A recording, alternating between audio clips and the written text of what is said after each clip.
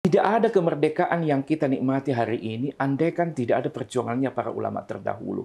Dan yang hebat di para ulama terdahulu itu adalah ketika mereka berjuang, itu tidak pernah mereka mencita-citakan untuk mendirikan negara Islam. Tidak pernah sama sekali. Bahwa soal bentuk negara itu urusan lain.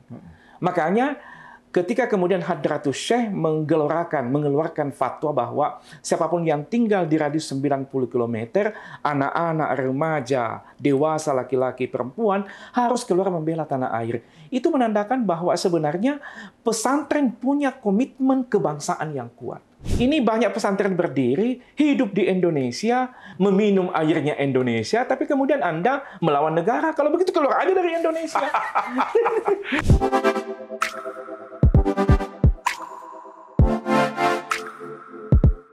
Tanggal 22 Oktober diperingati sebagai Hari Santri. Tentu banyak makna dan pesan yang disampaikan kepada mereka, para santri.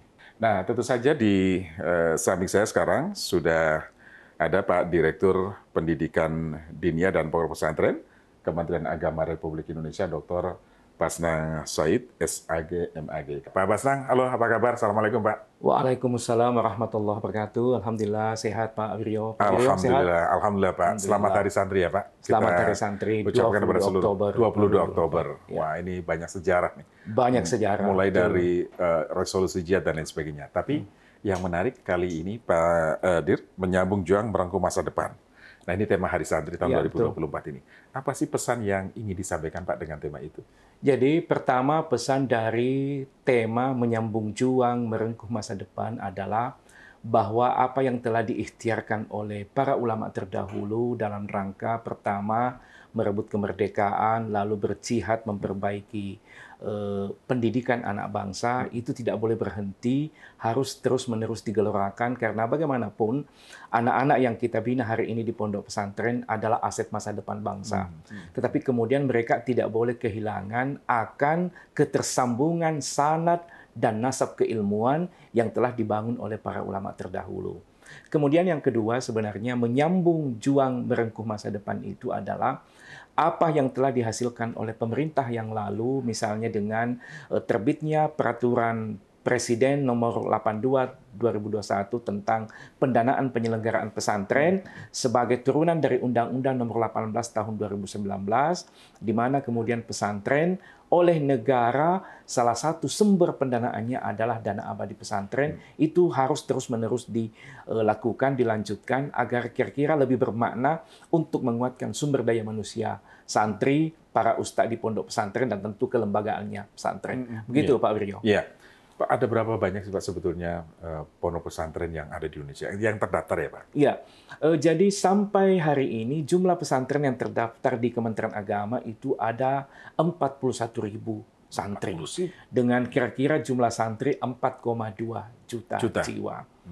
Tetapi kemudian dari 4,2 juta jiwa santri itu terdiri dari macam-macam jenis pesantrennya. Pertama ada pesantren non-formal, ada pesantren formal, dan ada pesantren terintegrasi dengan pendidikan umum.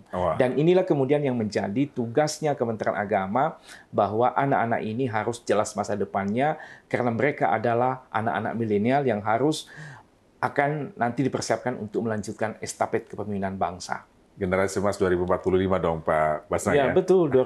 Jadi 2045 misalnya 2 tahun terakhir ini, 2023, kita memberikan beasiswa kepada 1.000 santri lewat dana abadi pesantren. Lalu kemudian 2024 ini kurang lebih 800 orang kita berikan beasiswa santri untuk studi kedokteran, studi di UI, studi di UGM. Itu menandakan bahwa sebenarnya santri oleh undang-undang ini tidak ada lagi bedanya dengan lembaga-lembaga pendidikan yang lain. Justru negara hadir dalam rangka itu. Ini luar biasa, makin keren aja ya pendidikan di pondok pesantren. Nah, Pak Basnang, logo Hari Santri 2024 ini agak berbeda ya, lebih cerah, kemudian bareng. Nah, setahu saya memang setiap logo yang dikeluarkan itu selalu ada makna di baliknya. Iya. Nah, apa nih makna yang ingin disampaikan melalui logo Hari Santri itu, Pak? Jadi logo yang ditelurkan oleh Kementerian Agama ini tentu nyambung dengan temanya, menyambung juang merengkuh masa depan. Jadi di situ ada anak-anak yang berlari, lalu kemudian ada merah, lalu kemudian ada tali. Kira-kira anak yang berlari bahwa Indonesia masa depan itu harus terus-menerus memberdayakan anak-anak yang punya potensi. Sehingga semangat lari itu adalah kira-kira semangat harapan untuk menuju ke satu tujuan. Satu tujuan itu adalah Indonesia yang bermartabat, Indonesia yang makin unggul, Indonesia yang makin tangguh. Sehingga berlari itu adalah memaknakan bahwa ini anak-anak yang kita bina ini harus memiliki masa depan. Lalu kemudian ada tali, itu menandakan bahwa tali itu kan menguatkan. Bahwa santri itu ia adalah generasi muda yang tidak harus menguatkan dirinya dengan memiliki masa depan, tapi juga harus menguatkan keindonesiaannya. Jadi kita melahirkan santri yang tidak hanya mencintai agamanya, tapi juga mencintai bangsanya. Jadi di pondok pesantren itu sebenarnya diajarkan dua sisi. Satu sisi adalah kebangsaan, satu sisi adalah keagamaan. Tidak boleh terpisahkan. Kedua-duanya harus menjadi satu. Kebangsaan adalah sama dengan keindonesiaan, keagamaan juga adalah keindonesiaan dan keagamaan. Jadi satu kesatuan antara bangsa dan agama. Jadi nilai-nilai spiritualisme itu masih tetap dipegang teguh selain memang pendidikan-pendidikan modern yang terus berkembang pesat di pendidikan pondok pesantren, begitu ya, Pak? Betul. Justru dengan ilmu-ilmu yang dipelajari oleh anak-anak kita di pondok pesantren itu justru tidak pernah lekang oleh zaman. Justru salihul likulli zamanin wa makan. Jadi ilmu yang dipelajari oleh anak di pondok pesantren itu tidak pernah ketinggalan zaman. Malah sebenarnya kalau kita bicara soal teori-teori hari ini, justru itu berasal dari pesantren. Misalnya di dalam negara berdemokrasi kita di Indonesia dikenal dengan 3 sistem kekuasaan. Ada legislatif, ada eksekutif, ada yudikatif. Itu bukan hal yang baru di pondok pesantren karena di buku Al-Ahkam As-Sultaniyah Imam Al-Mawardi itu sudah menyebutkan itu. Berarti sebenarnya justru di pesantren itu sholihul likulli zamanin wa makan tidak akan dengan mudah dan gampang untuk beradaptasi dengan zaman. Kalimat itu diajarkan di pondok pesantren. Hal lain lagi Pak Wiryo, soal misalnya logika. Jadi salah satu mata pelajaran yang penting untuk anak-anak yang mengambil prodi hukum di perguruan tinggi itu adalah logika. Di pondok pesantren itu logika itu disebut ilmu mantik. Mantik, ya. Jadi itu berarti bahwa sebenarnya pembelajaran anak-anak di pesantren jauh lebih memiliki masa depan karena baru di tingkat jenjang tingkat ulia itu sudah belajar tentang itu. Padahal di kampus itu nanti dipelajari masuk ketika mata kuliah ya. Mata kuliah. Sementara di pondok itu dipelajari tingkat alia. Betul. Jadi sebenarnya masa depannya santri itu lebih menjanjikan. Iya. Barangkali ini yang juga belum banyak diketahui masyarakat ya Pak, tentang bagaimana sebetulnya sistem pendidikan yang diterapkan di pondok pesantren. Iya, betul. Mantik dan lain sebagainya ternyata mulai dari tingkat aliyah atau SMA. Iya, SMA. Nah, sementara di pendidikan umum di perguruan tinggi. Perguruan tinggi, betul. Gitu ya. Iya. Jadi kita lebih awal memberikan pembekalan kepada para santri. Nah, ini menarik. Berkaitan dengan tadi spirit ya, semangat juang ketika itu ada namanya resolusi jihad. Ya, Pak Basnang ya. Nah, apakah resolusi jihad yang menjadi tonggak pergerakan santri ketika itu masih sangat relevan dengan kondisi sekarang ini, Pak? Sangat relevan sekali, Pak Wiryo. Kenapa? Karena ini tidak ada kemerdekaan yang kita nikmati hari ini andaikan tidak ada perjuangannya para ulama terdahulu. Dan yang hebat di para ulama terdahulu itu adalah ketika mereka berjuang, itu tidak pernah mereka mencita-citakan untuk mendirikan negara Islam. Tidak pernah sama sekali.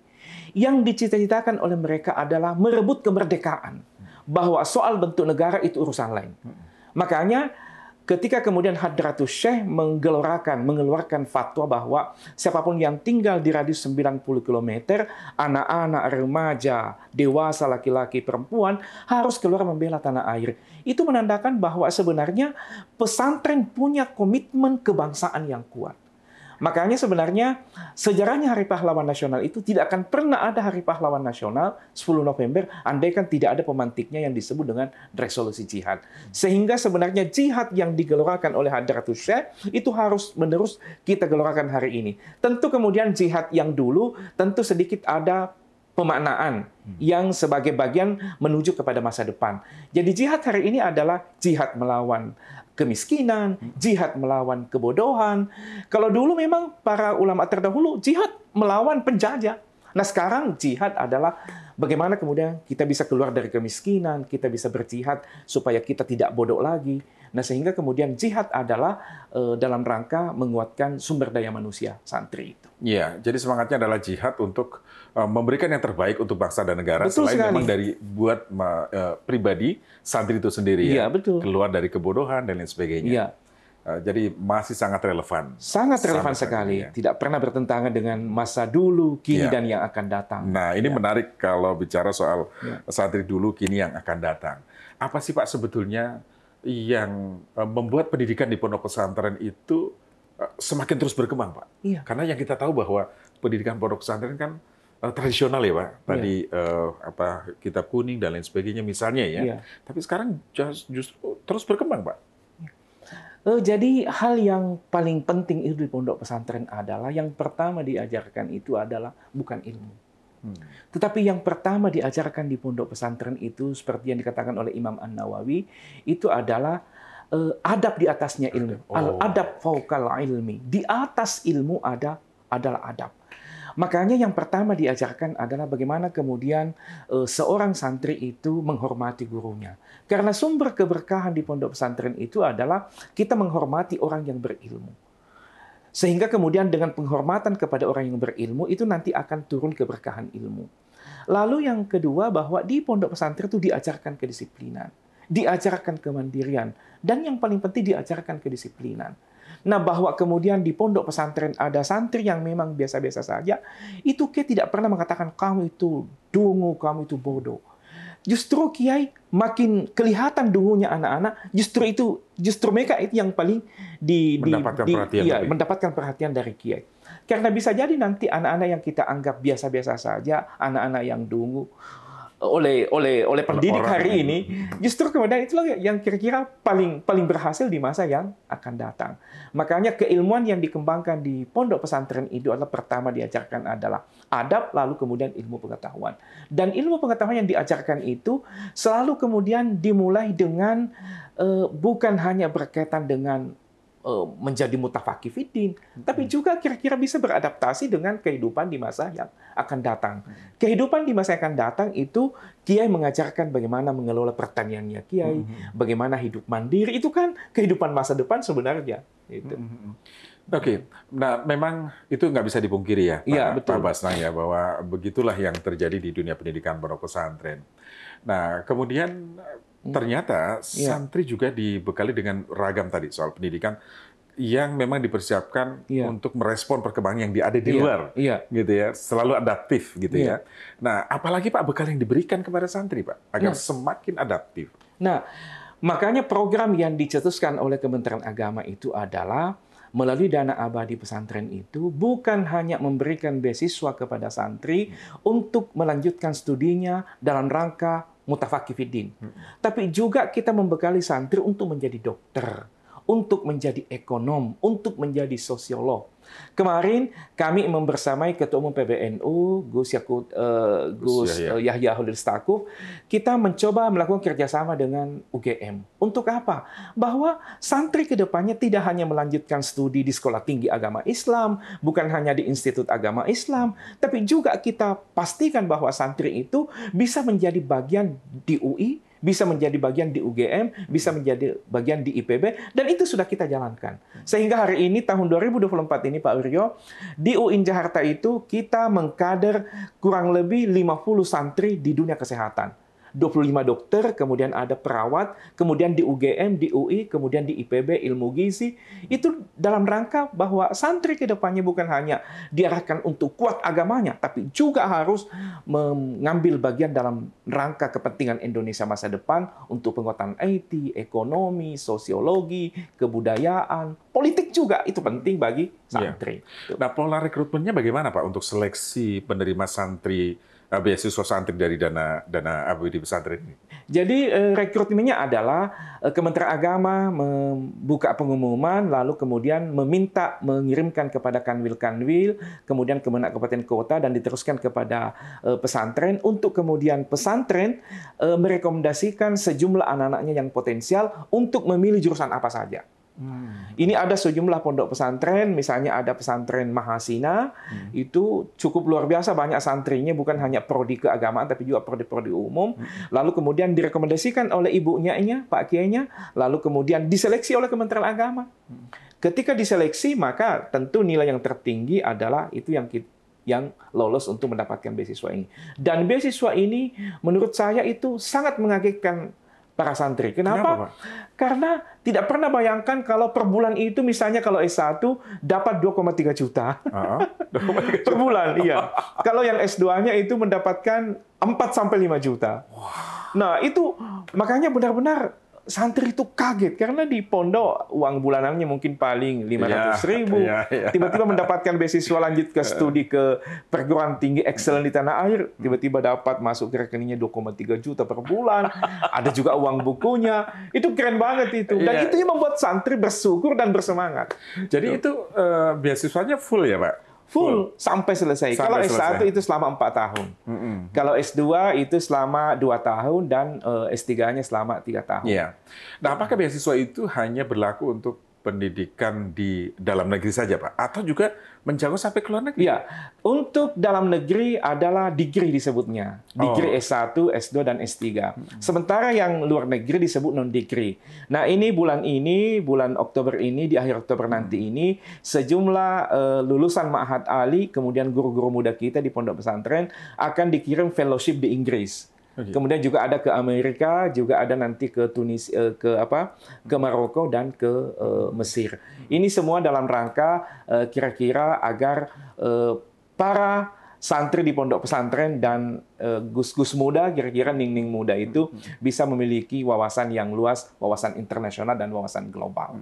Ini makanya nggak heran sekarang banyak diaspora santri kita yang ada di luar negeri, yang banyak berkiprah di perusahaan-perusahaan internasional, gitu ya, Pak ya. Betul. Ini bagian dari merajut asa tadi ya, Pak, melalui pendidikan di pondok pesantren.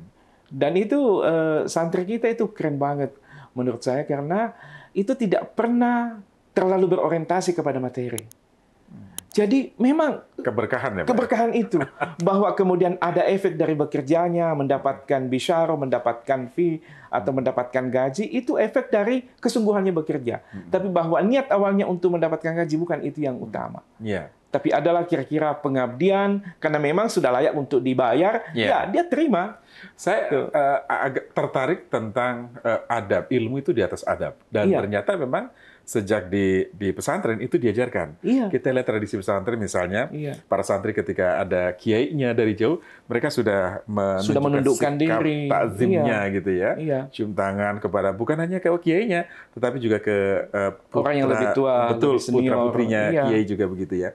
Nah, ini yang sebetulnya kelihatannya kan sepele begitu aja, Pak ya. Tapi ini justru dalam rangka pembentukan karakter itu. Iya. Nah, itu yang menarik.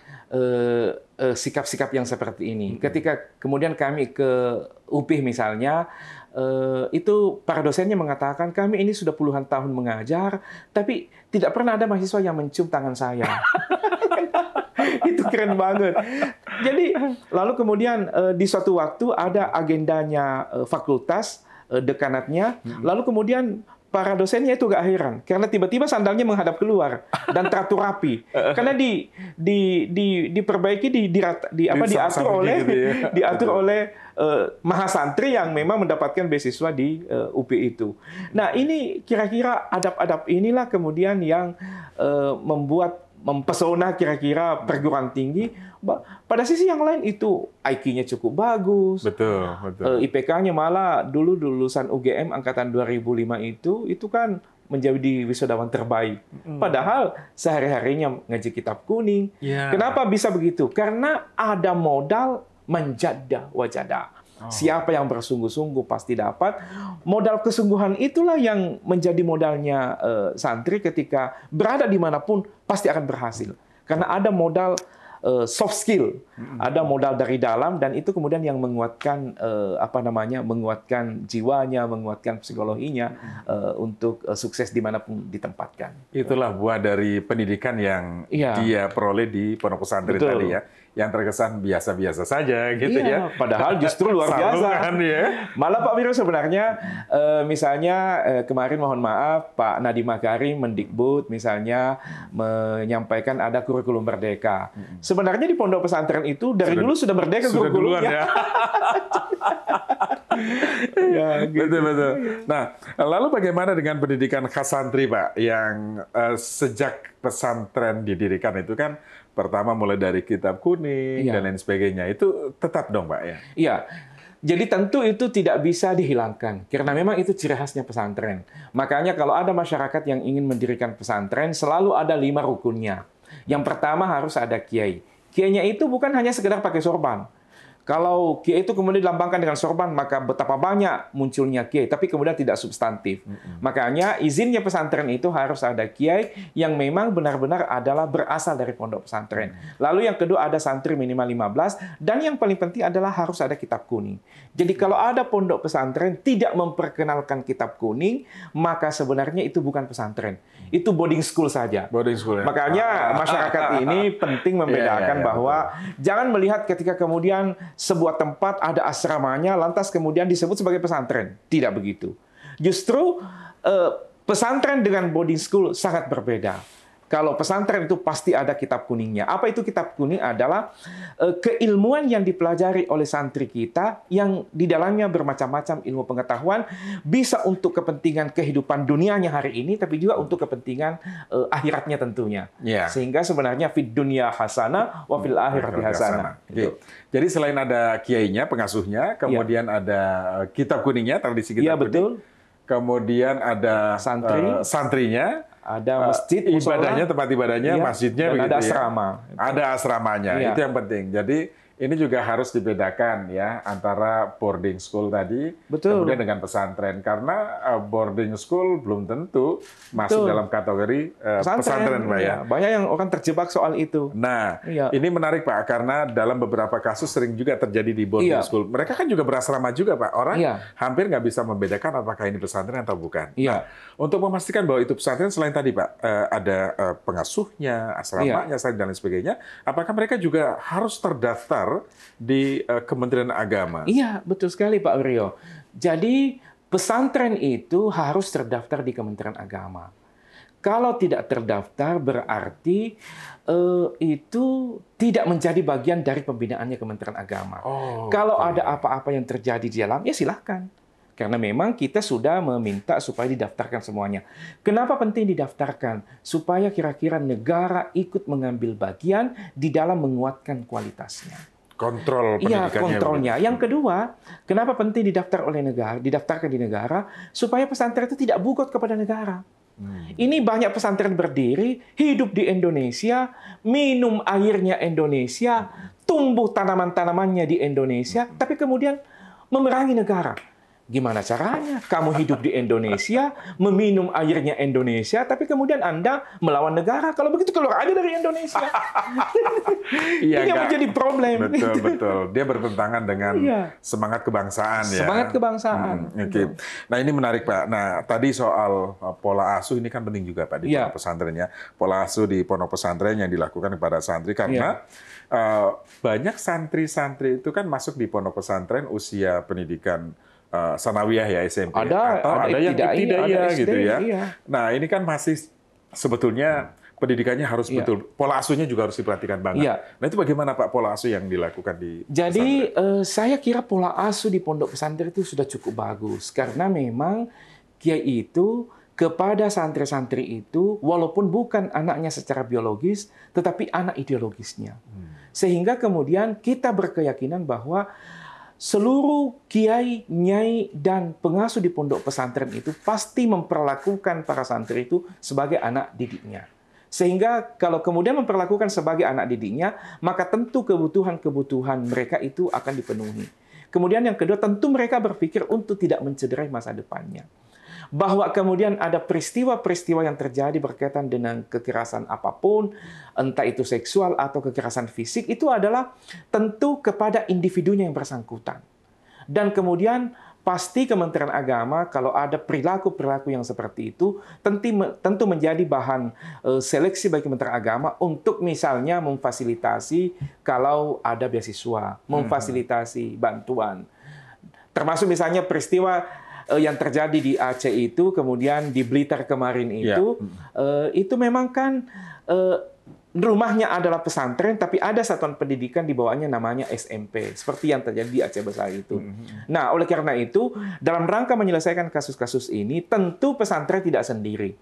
Karena ada satuan pendidikannya anak-anak, di mana itu adalah bersekolah di SMP. Sehingga bukan hanya pesantren, tapi juga sekolahnya juga, iya. Walaupun memang sekolahnya itu berada di bawah pondok pesantren. Tetapi kemudian kepala sekolahnya, guru-gurunya juga harus bareng-bareng dengan pondok pesantren menyelesaikan kasus-kasus itu. Nah, Pak, barangkali ini berkaitan dengan semangat yang pernah dibangun untuk menciptakan pendidikan di pesantren yang ramah anak. Nah, ini penting nih, Pak. Nah, kita di Kementerian Agama itu sudah banyak regulasi tentang itu. Dan alhamdulillah di 2024 ini di penghujung kami berserta bersama dengan ibunya Alisa Wahid itu menyelesaikan peta jalan pesantren ramah anak. Tetapi sebelumnya itu sudah ada keputusan Dirjen Pendidikan Islam berkaitan dengan pesantren ramah anak. Nah, salah satu indikator pesantren ramah anak adalah kira-kira di pondok itu mungkin ada kotak aduan. Tetapi kata aduan itu banyak dikritik oleh para kiai. Makanya kita coba ganti menjadi kotak pembinaan. Jadi kalau misalnya ada anak-anak yang mengalami pembulian, lalu kemudian mengalami apapun yang menggejolak pada psikologinya, maka anak-anak bisa kemudian menuliskan di secari kertas, lalu kemudian menaruh di kotak itu, lalu kemudian setiap saat pengasuh pesantren akan membuka dan mengambil. Dan insya Allah anak-anak yang kemudian menuliskan di situ secara jujur akan tentu tetap dijamin kerahasiaannya. Nah, hanya memang kemarin itu usulannya KPAI waktu kita diskusi kemarin, supaya pada saat dibuka isi kotak pembinaan itu melibatkan Kementerian Agama. Karena jangan sampai ada isi-isinya kemudian yang menyudutkan pesantren, lantas kemudian tidak ditindaklanjuti. Oke, jadi saya rasa ini terobosan loh, Pak. Iya. Karena selama ini kan ketika ada kasus seperti itu misalnya, dia tidak tahu harus mengadu kepada siapa, begitu ya. Nah, ketika ada ruang semacam itu untuk menyampaikan apa yang sebetulnya terjadi, ini kan akan sangat bagus di dalam pencegahannya, Pak Basnan. Iya, betul Pak Rio. Yang kedua memang ada kita telepon tren. Telepon tren? Ada telepon tren dalam bentuk WA. Ini tidak salah kalau misalnya ada kasus-kasus yang muncul di pondok pesantren, itu santri atau masyarakat bisa menuliskan di WA ini. Jadi kondisi santri setiap saat yang memang dia butuh perhatian serius, itu langsung tersampaikan ya Pak? Bisa tersampaikan lewat telepon tren itu. Betul, karena ini penting dan melegakan orang tua Pak. Iya, karena betul. Dengan banyaknya kasus misalnya, ada beberapa kasus bukan banyak, tapi ada beberapa kasus kekerasan dan lain sebagainya yang terjadi di pesantren. Kemudian misalnya saya sebagai orang tua gitu ya, ada anak yang di pesantren, ada khawatir Pak. Tapi dengan cara seperti ini barangkali pencegahan akan lebih cepat dilakukan. Betul. Betul sekali ya Pak Wiryo. Yang kedua memang juga bahwa kalau ada pesantren yang sudah terbukti melakukan tindakan-tindakan yang tidak sepantasnya kepada santri, maka Kementerian Agama misalnya tidak meng-ACC permohonan bantuannya. Misalnya suatu waktu santrinya mau bermohon mendapatkan beasiswa santri berprestasi, maka dengan catatan-catatan yang hitam itu menjadi cara bagi kita untuk menolak. Kemudian mereka terbukti tahun 2023 ada pondok pesantren yang sebenarnya sudah hampir mendapatkan bantuan Kementerian Pesantren dari Kementerian Agama. Tapi kemudian muncul di media ternyata melakukan kekerasan-kekerasan dan itu ada jejak digitalnya, kita batalkan.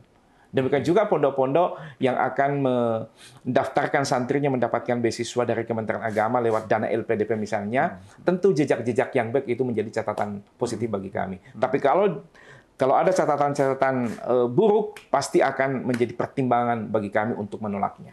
Termasuk pesantren yang misalnya tahun-tahun yang lalu dia mendapatkan bantuan pembina dari Kementerian Agama, ketika ada kasus kekerasan maka itu bisa dibatalkan. Bisa dibatalkan. karena itu justru tidak mengindahkan aturan Kementerian Agama.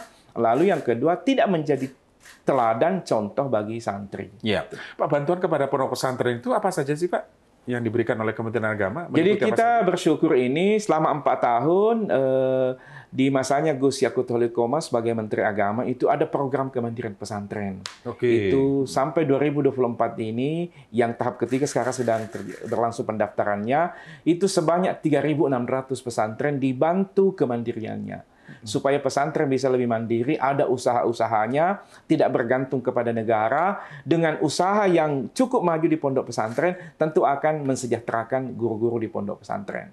Nah, lalu kemudian ada bantuan-bantuan asrama, ada bantuan RKB, ruang kelas baru, kemudian ada digital pesantren. Nah, untuk penguatan digitalisasi di pesantren, ini kemarin baru kita tanda tangan kontraknya. Ada pendidikan dina formal yang melaksanakan ujian namanya Imtihan Watani. Ujian nasional, bahasa Arabnya Imtihan Watani. Imtihan Watani. Iya, Imtihan Watani. Itu kita berikan bantuan komputer, bantuan laptop, supaya anak-anak itu tidak menggunakan lagi kertas, tapi kemudian langsung masuk ke sistem digital kita. Itu artinya bahwa pesantren itu gampang beradaptasi. Iya, adaptif itu tadi. Iya, adaptif itu. Oke, yang perlu dipahami bahwa bantuan itu bisa berupa untuk mendukung laboratorium atau apapun begitu ya, Pak? Betul. Jadi tidak diberikan kepada santrinya gitu ya? Iya, tetapi kepada institusinya, kepada lembaganya. Tapi kemudian menjelang ujian, ada praktek sebentar, dan itu anak-anak gampang menyesuaikan. Anak-anak sekarang itu menurut saya keren-keren banget. Tidak setiap hari memegang HP, Android, iPhone, tapi begitu kemudian sehari dilatih, itu cepat sekali beradaptasinya. Padahal di pondok itu nggak ada. Nah, ini menarik karena ada semacam pertanyaan bagaimana anak-anak santri bisa mengikuti perkembangan dunia luar yang begitu cepat, sementara mereka juga sangat dibatasi di penggunaan handphone, gadget, dan lain sebagainya, Pak Basnang. Jadi memang sebenarnya tujuannya kenapa anak-anak dibatasi ini memegang handphone atau apapun sejenisnya, itu supaya mereka lebih berkonsentrasi belajar. Bayangkan kalau ini dibebaskan masuk ke pondok pesantren, belajarnya kapan? Karena semua, jangankan anak-anak, kita saja yang orang tua ini, itu kayak ketularan banget soal begini. Apalagi kalau anak-anak. Makanya sebenarnya niatnya pesantren itu tidak menghadirkan yang seperti ini, tidak membebaskan HP dan macam-macamnya ke pondok. Itu dalam rangka membuat anak lebih berkonsentrasi belajar. Tidak terganggu dengan pengaruh-pengaruh luar. Tapi bukan berarti bahwa menjauhkan anak dari dunia teknologi, tidak. Buktinya anak begitu keluar dari pondok pesantren, cepat sekali menyesuaikan. Jadi adaptasinya itu anak keren banget menurut saya. Jadi ini juga menunjang bagaimana digitalisasi pesantren sekarang yang terus digalakan oleh Kementerian Agama, Pak ya.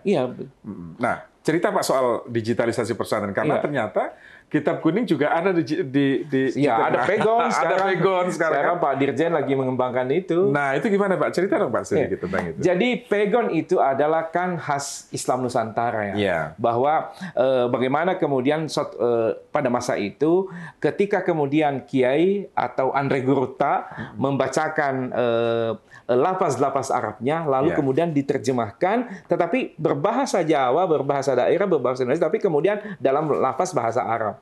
Misalnya sesungguhnya.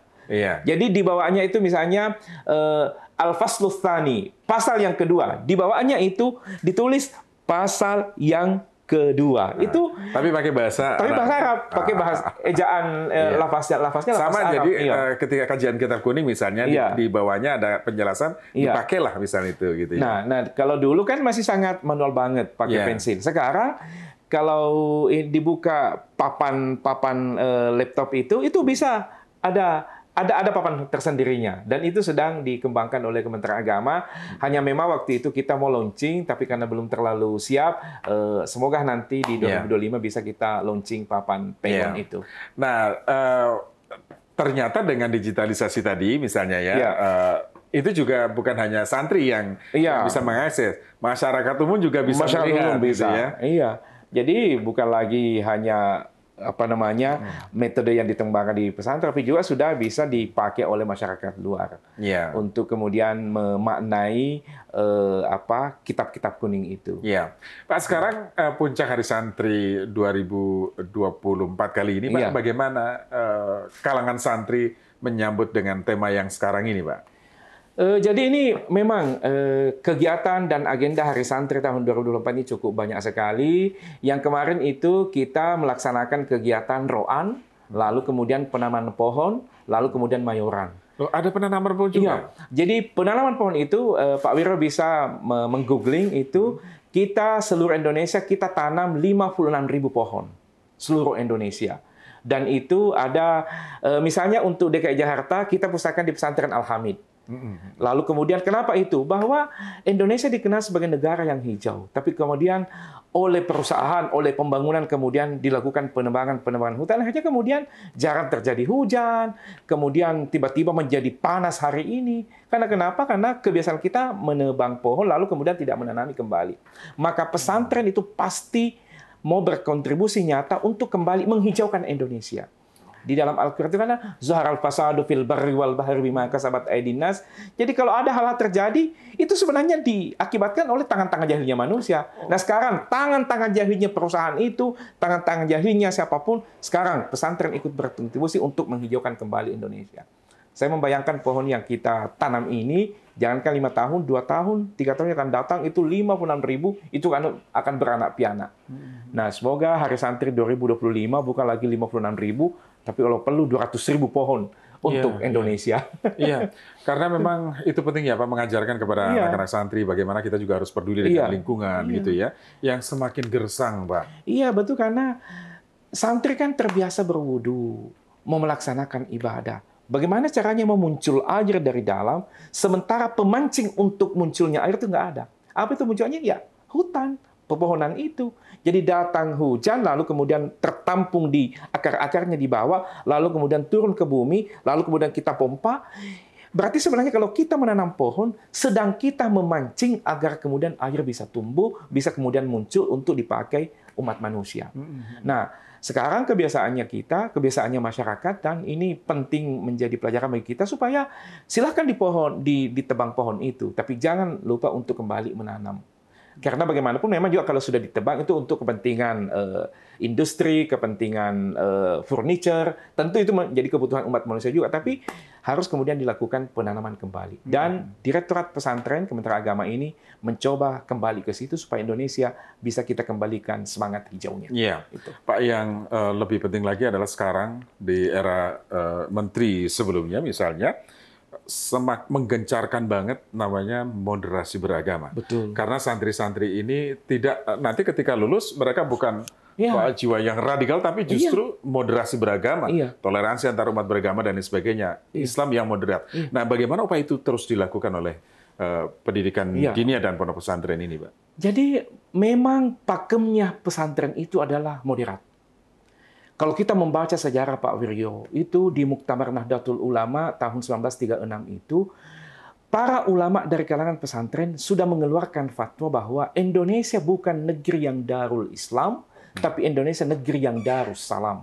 Darul Islam, kita bukan negara agama, tapi kita negeri yang penuh dengan kedamaian. Nah, kemudian yang kedua, di Hazanah Kitab Kuning itu justru sangat moderat. Kalau kita membaca halamannya Kitab Kuning itu, selalu ada kata qila. Apa itu qila? Ada yang mengatakan. Berarti tidak ngotot pada pandangannya sendiri. Selalu ada ruang bahwa Imam Syafi'i mengatakan seperti ini. Ada juga yang mengatakan begini. Ada juga ulama yang membolehkan.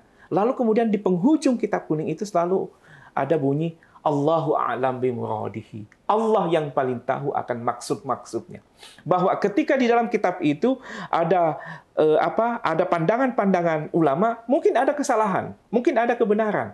Tapi kemudian di penghujungnya, ya mungkin ada salahnya, iya, mungkin ada benarnya, iya, tapi Allahu a'lam bimuradihi. Allah yang paling tahu akan maksud-maksud tadi apa yang kita perbincangkan itu.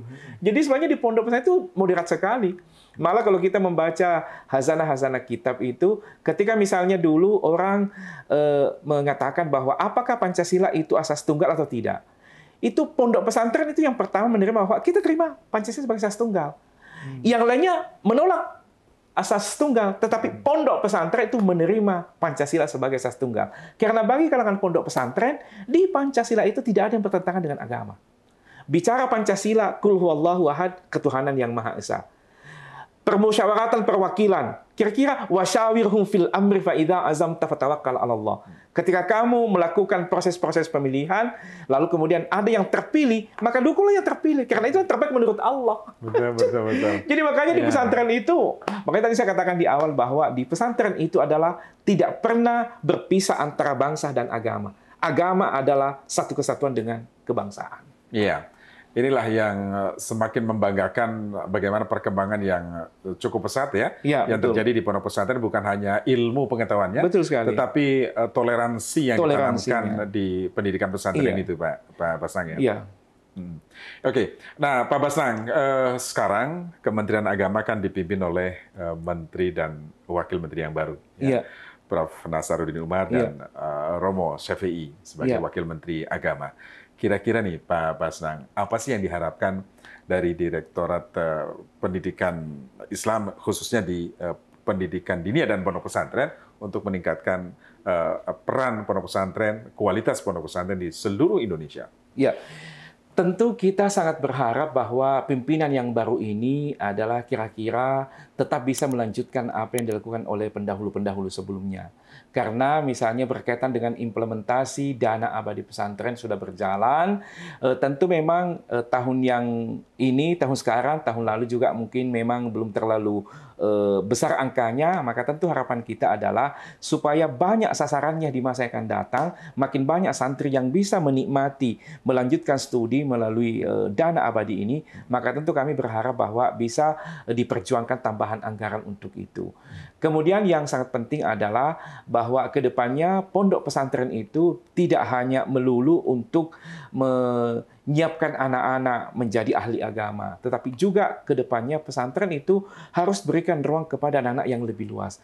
Kita persiapkan bahwa ada santri menjadi diplomat. Kenapa tidak? Kita negara Islam butuh dengan dunia Timur Tengah yang kemudian ketika terjadi konsultasi dengan dunia Timur Tengah harus dengan berbahasa Arab, di pesantren sudah kuat bahasa Arabnya. Jangankan dengan bahasa Arab, bahasa Inggris pun juga sekarang di pesantren sudah mulai didalami. Jangankan itu, bahasa Mandarin sekarang sudah mulai dipelajari di pondok pesantren. Sehingga ke depannya bukan hanya menjadi ahli agama, tapi yang paling penting adalah kita melahirkan santri yang bisa berkiprah di bidang apapun untuk membangun bangsa. Dan tentu kita sangat berharap di menteri dan wakil menteri yang dilantik ini kira-kira bisa menguatkan cita-cita besarnya pesantren ini. Nah, sekarang pesan ya kepada seluruh orang tua, wali santri, kemudian juga kepada santri-santri yang sampai saat ini masih mengenyam pendidikan di pondok pesantren. Apa nih pesan Pak Basnang selaku Direktur Pendidikan Dinia dan Pondok Pesantren Kementerian Agama? Jadi pesan saya yang pertama kepada Bapak Ibu orang tua wali santri, maka pertama supaya ketika berkeinginan memasukkan anaknya di pondok pesantren, supaya selektif. Selektif, jangan hanya melihat bahwa kemudian itu ada boarding school, ada anak-anak kemudian yang diasramakan, lantas kemudian mempercayai bahwa itu sebagai pesantren. Bahwa ceklah kemudian apakah pesantren itu punya izin dari Kementerian Agama. Kemudian yang kedua, pastikan bahwa pesantren itu adalah tidak sedang mengajarkan nilai-nilai yang bertentangan dengan nilai-nilai Islam rahmatan lil alamin. Bukan pesantren yang sedang mengajarkan nilai-nilai yang bertentangan dengan falsafah kebangsaan kita. Maka kepada orang tua, jangan gampang terpesona, lalu kemudian ada pembelajaran kitab kuning, tapi jangan sampai isinya kitab kuning itu justru radikal. Akhirnya kemudian melahirkan anak-anak yang juga radikal. Nah, oleh karena itu, harus selektif memilih pesantren. Kemudian yang kedua, bahwa kepada seluruh santri Indonesia, tidak sama seperti dulu, bahwa pesantren itu hanya kira-kira ujungnya melahirkan ahli agama. Sekarang, masuk di pesantren adalah lembaga yang sangat membanggakan, karena memang negara sudah menjamin lulusannya pesantren sama dengan kualitasnya dengan lembaga-lembaga pendidikan yang lain. Maka sekarang pesantren sangat berkompetisi, lalu kemudian kedua, filosofi keilmuan teknologi juga sedang dikembangkan di pondok pesantren. Lalu pesan kepada para pengasuh pondok pesantren. Nah, kepada para pengasuh pesantren, ayo kita membina anak-anak kita. Jadikanlah santri yang dibina oleh panjenengan Kiai, Ibu Nyai, Ning, dan Gus sebagai keluarga besarnya. Sehingga mohon tidak mencederai masa depannya, kita wujudkan pesantren yang lebih care dan peduli kepada kepentingan anak-anak kita. Yakinlah bahwa anak-anak yang sekarang sedang mondok di pesantren, ketika Indonesia satu abad 2045, saya membayangkan umurnya 30 tahun, umurnya 25 tahun, ketika Indonesia satu abad 2045. Maka oleh karena itu dari sekarang kita perbaiki masa depannya, kita tidak mencederai psikologinya, jiwanya, yang kemudian berpengaruh bagi tumbuh kembang mereka. Baik. Terima kasih Pak. Terima kasih Pak Basang Said, Direktur Pendidikan Diniyah dan Pondok Pesantren Kementerian Agama yang sudah menjelaskan kepada kita semua bagaimana transformasi pendidikan yang terjadi di pondok pesantren yang terus adaptif dengan perkembangan zaman seperti sekarang ini, teknologi terus berkembang dan lain sebagainya. Pesantren juga tidak ketinggalan untuk itu. Maka kami sekali lagi mengucapkan selamat Hari Santri, Selamat Hari Santri kepada seluruh santri Indonesia. Terima kasih Pak Basang. Sampai ketemu lagi di lain kesempatan. Assalamualaikum. Waalaikumsalam warahmatullahi wabarakatuh. Terima kasih. Ya, pendengar dan netizen Radio Al Sinta, demikian tadi wawancara kami bersama Direktur Pendidikan Diniyah dan Pondok Pesantren Kementerian Agama, Dr. Basnang Said, SAG, MAG. Saya Suryo, sampai jumpa.